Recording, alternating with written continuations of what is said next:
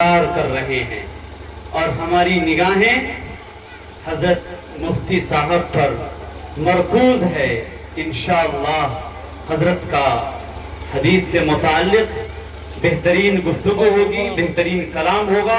ہم لوگ انتہائی اہتمام کے ساتھ، سکون کے ساتھ، تمام آداب مجلس کی رعایت کرتے ہوئے حدیث کو غور سے سنیں گے، عمل کے جذبے سے، نیت کی درستگی کے ساتھ سنیں گے۔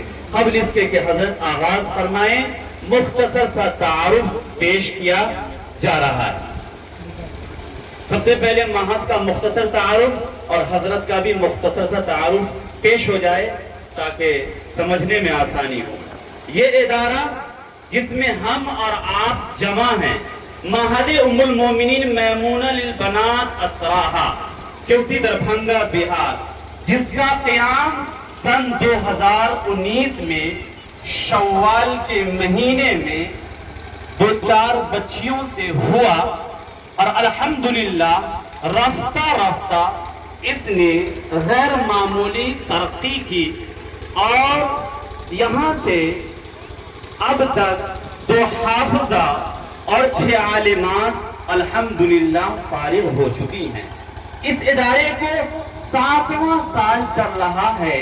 اللہ کا فضل و کرم ہے کہ امید سے باہر، توقع سے باہر یہاں کی خدمات، یہاں کی قربانیاں ہم سب واقف ہیں اور حضرت مفتی صاحب بھی کچھ نہ کچھ واقف ہوں گے، چونکہ یہاں کے تمام ثقافتی پروگرام کو سوشل میڈیا پر ڈالا جاتا ہے اور آگاہ کیا جاتا ہے۔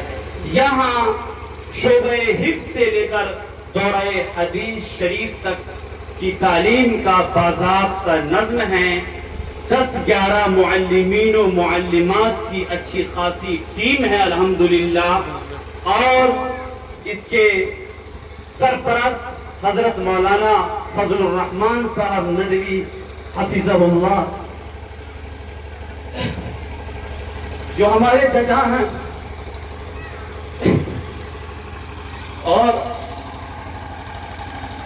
والد صاحب کی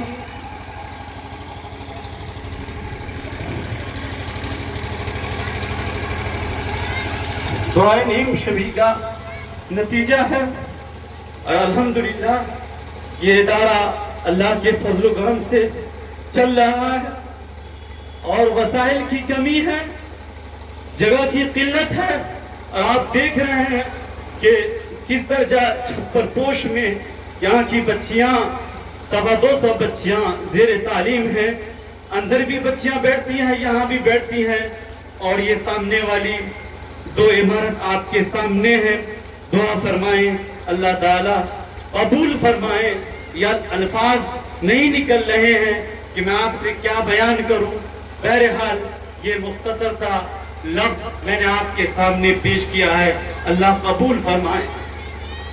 بہرحال آج ہمارے مہمان خصوصی حضرت مولانا مفتی سلیم صاحب قاسمی دامت برکاتہم، یہ بڑے صاحب نسبت اور اللہ والوں سے تعلق رکھنے والے، حضرت نے 1988 میں مغربی بنگال کا سفر کیا اور وہاں چند درجات میں بنیادی تعلیم حاصل کرنے کے بعد قطب الاقطاب حضرت قاری سید احمد بادمی رحمت اللہ علیہ کے ہمراہ ان کے ساتھ باغا کا سفر کیا، اور وہاں آپ نے کچھ سال تعلیم حاصل کی۔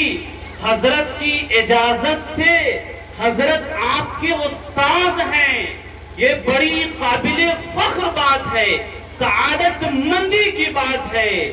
حضرت قاری صدیق رحمت اللہ علیہ کا کیا کہنا، اللہ اکبر، حضرت نے ان سے پڑھا ہے، ان سے اجازت ہے، ان کے ہمراہ ان کا سفر ہوا ہے، حضرت ان کو وہاں لے گئے ہیں، اور اس کے بعد وہاں بنیادی تعلیم حاصل کرنے کے بعد آپ نے ازہر ہند دارالعلوم دیوبند کا سفر کیا، اور عربی چہارم سے لے کر کے افتاء تک آپ نے تکمیل تعلیم کی، اور اس طرح آپ نے پورا کورس مکمل کیا الحمدللہ۔